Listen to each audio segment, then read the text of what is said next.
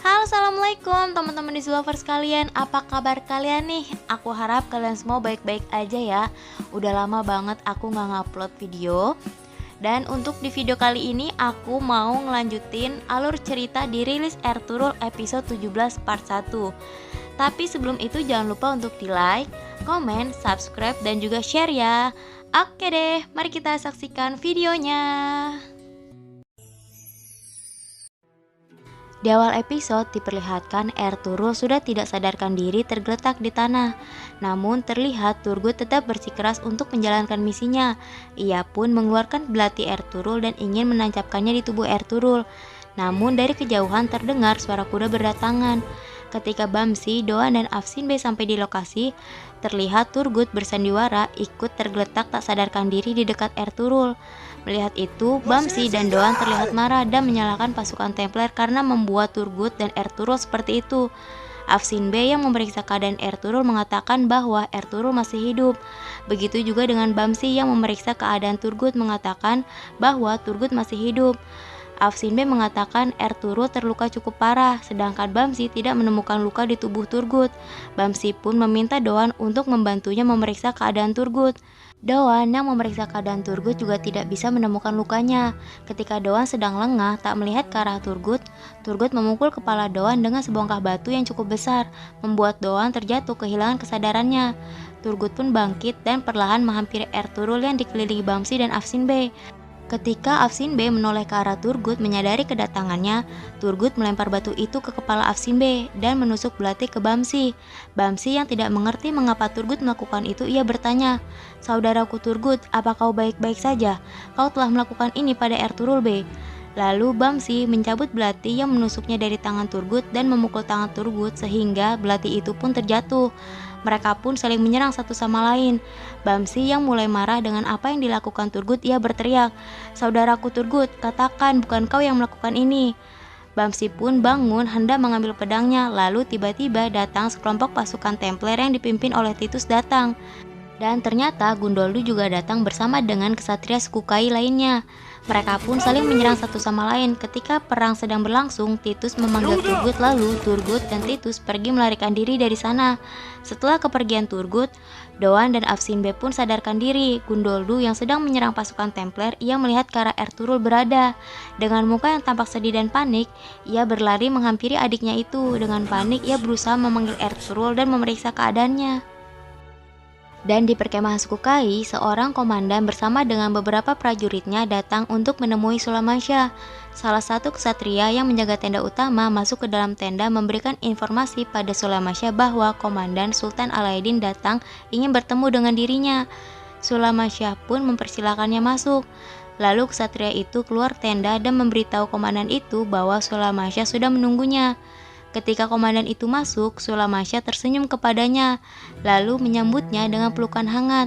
Komandan itu pun berkata, "Terima kasih Sulamasya, Allah telah merahmati kami dengan pertemuan ini." Lalu Sulamasya mempersilakannya untuk duduk. Tak mau ketinggalan apa yang terjadi, Kurdolu pun masuk ke dalam tenda utama. Pada saat itu, komandan sedang berbincang pada Sulamasya mengenai masalah yang ditimbulkan oleh Karatoigar. Lalu Kurdolu langsung menanggapinya. Karatoigar telah melukai banyak orang. Insya Allah Sultan Alaidin tidak membuat masalah besar pada pangeran kecil seperti Karatoigar. Lalu komandan berkata dengan muka yang tampak tidak suka dengan Kurdolu. Masalah ini sudah selesai, terutama ketika Sultan kami mendengar apa yang telah dilakukan Ertugrul di Aleppo. Ertugrul telah menyelamatkan dunia Islam dari perang besar. Lalu Kurdolu berkata lagi padanya, "Sultan Alaidin pasti mengutusmu ke sini bukan tanpa maksud. Mengapa kau ke sini?" Komandan itu pun menjawabnya, "Ini rahasia negara Kurdolu, aku hanya boleh menyampaikannya pada Sulamasya. Tapi jika beliau memberitahumu itu masalah lain." Namun tak disangka oleh Kurdolu, Sulamasya berkata pada Kurdolu, "Bisa tolong tinggalkan kami Kurdolu?" Kurdolu yang mendengar permintaan Sulamasya itu tampak terkejut, lalu ia dengan segan keluar dari tenda itu. Setelah kepergian Kurdolu, komandan itu berkata, "Sulamasya, hari-hari mendatang dunia Islam akan mengalami hari-hari yang berat. Bandit Mongol semakin kuat di Anatolia." Sulamasya pun menjawabnya, "Tidak ada yang lebih tahu kejamnya Mongol dibanding kami. Ketika persatuan dan kekuatan kita dipecah belah oleh tipu daya dan penyusupan, kami jatuh dalam cengkeraman Mongol." Lalu komandan itu menanggapinya, Karenanya Sultan Alaidin ingin membentuk aliansi, sebuah aliansi dengan Ayubi. Kunci dari aliansi ini adalah sebuah pernikahan. Sultan Alaidin ingin menikahi bidadari Darmakus Adilie. Sultan Alaidin memberiku misi untuk menanyakannya karavan yang dipersiapkan untuk pernikahan akan menuju ke Aleppo. Lalu Sulamasya bertanya, apa yang Sultan inginkan dari kami? Komandan itu menjawabnya, Sultan kami menginginkan Ertugrul dan pasukannya mengawal karavan. Sulamasya menanggapinya, kami merasa terhormat dengan permintaan tersebut. Ertugrul akan segera datang. Ketika dia datang, aku akan menyuruhnya untuk membantumu dan karavan. Komandan itu pun berkata lagi, terima kasih Sulamasya, tapi ada masalah lain. Sulamasya pun bertanya padanya, apa itu? Komandan itu menjawabnya, Halimah Sultana dan Pangeran Yigit. Intelijen kami memberitahukan bahwa mereka ada di perkemahan Anda. Lalu tak lama Halimah datang ke tenda utama suku Kai. Sulamasya pun langsung mengenalkan komandan itu pada Halimah dengan berkata, dia utusan Sultan Alaidin, Ersagon. Lalu komandan itu berkata, Sultan Alaidin menyampaikan bela sungkawa untukmu. Sultan menyukaimu karena kau adalah keturunan Seljuk. Karenanya ia sudah menyiapkan istana di Kayseri di kaki gunung Erciyes. Beliau akan bertanggung jawab atas pendidikan pangeran dan berharap kau bisa menikahi seorang emir dan hidup bahagia. Tentu saja itu jika kau mau. Halimah dengan tegas menanggapinya, aku akan mempertimbangkan rencana untuk adikku, sedangkan untukku aku punya jalan sendiri untuk dijalani. Lalu ia pun berkata dan menghadap ke Sulamasya, jika Sulamasya mengizinkan, aku ingin menghabiskan sisa hidupku sebagai bagian dari perkemahan ini. Terlihat muka Sulamasya yang tampak bingung untuk menanggapi ucapan Halimah itu. Lalu Halimah mohon izin untuk pamit meninggalkan ruangan itu. Setelah kepergian Halimah, komandan itu berkata pada Sulamasya, sangat aneh sekali dia ingin tinggal di perkemahan Anda.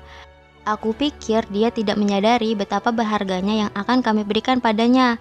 Setelah mendengar ucapan itu, Sulamasya tampak berpikir mengenai pengorbanan Halimah untuk cintanya terhadap Ertugrul. Dan di sisi lain terlihat Yigit sedang duduk di tempat pandai besi dari Demir. Lalu Halimah datang menghampirinya. Yigit pun berdiri dan bertanya pada kakaknya itu, Ablah, apa yang Sultan Alaidin mau dari kita? Halimah menjawabnya, jangan khawatir, Sultan Alaidin bukan lagi musuh. Deli Demir pun dengan muka tampak senang untuk menenangkan Yigit. Ia juga berkata, lihat masalahnya sudah selesai. Tapi Yigit yang masih menyimpan dendam pada Sultan Alaidin, ia berkata, setelah ayahku membayar dengan nyawanya. Deli Demir dan Halimah tampak bingung untuk menanggapi ucapan Yigit itu.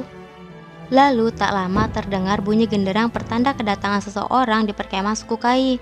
Yang datang ialah Gundoldu, kesatria Ertugrul dan kesatria lainnya dengan membawa Ertugrul yang terluka cukup parah. Halimah yang melihat kondisi Ertugrul segera menghampiri rombongan itu. Begitu juga dengan yang lainnya. Seluruh rakyat suku Kai yang penasaran ikut berdatangan. Deli Demir dan kesatria lainnya mengangkat tandu dan membawanya ke tenda pengobatan. Lalu Rahman masuk ke dalam tenda utama, di mana Sulamasya dan Haimehana sedang berada di dalam kamar Dundar. Sulamasya bertanya pada Rahman, kenapa genderang berbunyi? Rahman pun menjawabnya, mereka datang Bey. Haimehana yang tampak khawatir bertanya, apa anak-anakku baik-baik saja? Rahman menjawabnya dengan perlahan, Dewan, Bamsi, dan Afsin Bey mereka terluka. Ertugrul Bey terluka parah. Sulamasya tampak terkejut mendengar berita itu, dan Haimehana jatuh pingsan tak sadarkan diri. Ketika Ertugrul dibawa ke ruang pengobatan, Halimah dan Aikis pun ikut masuk ke dalam tenda. Halimah yang tampak khawatir bertanya pada Gundoldu, bagaimana keadaannya? Gundoldu yang juga tampak khawatir menjawabnya, tidak baik. Lalu ia memerintahkan Deli Demir untuk memanggil Ibnu Arabi. Setelah kepergian Deli Demir, Aikis bertanya, apa yang terjadi Doan? Bamsi, apa yang terjadi? Di mana Turgut? Mendengar nama Turgut disebut membuat Bamsi marah dan berkata, aku akan mencabut lidahmu yang menyebut nama itu lagi. Lalu Doan juga berkata, bukan pasukan salib yang melakukan ini pada kami, tapi pria yang kau cintai yang melakukannya. Dia mengkhianati kami. Aikis tampak tak percaya dengan yang dikatakan Doan. Lalu ia berkata, kau bohong, kalian bohong, Turgut tidak akan melakukannya. Belum sempat Doan menanggapinya lagi, Ibnu Arabi masuk ke dalam tenda, lalu ia meminta para gadis untuk keluar dari tenda itu. Ia pun memulai mengobati Ertugrul dengan berdoa. Sedangkan di tenda utama, Sulamasya sedang mengawasi Haimehana yang tidak sadarkan diri. Lalu tak lama Haimehana akhirnya sadarkan diri. Ia menyebut nama anaknya itu, lalu bangun dari tempat tidurnya. Sulamasya berusaha menenangkannya dengan berkata, Ibnu Arabi sedang merawatnya, jangan khawatir, ia ditangani dengan ahlinya. Lalu Haimehana berkata, aku akan pergi ke tendanya dan menunggu di sana. Sulamasya membantu Haimehana untuk bangun, dan Haimehana pun meninggalkan tenda utama. Haimehana pun tiba di tenda pengobatan. Tatapannya terlihat sangat sedih melihat keadaan anaknya itu. Ia mendekati Ertugrul lalu menciumnya sambil menangis. Ia berdiri lalu bertanya, apa Turgut yang melakukan ini? Namun tidak ada satu orang pun yang bisa menjawabnya. Lalu Haimehana melanjutkan, aku sudah menganggap kalian seperti anakku sendiri. Kenapa? Aku tidak akan memaafkannya sampai kapanpun dia harus dihukum. Bamsi, Doan, dan Afsin Bey tidak tahu bagaimana harus menanggapi Haimehana. Lalu Haimehana pergi meninggalkan tenda pengobatan itu. Dan di tenda utama sedang diadakan pertemuan. Lalu Sulamasya bertanya, bagaimana bisa Templar menyeret Turgut ke pihak mereka?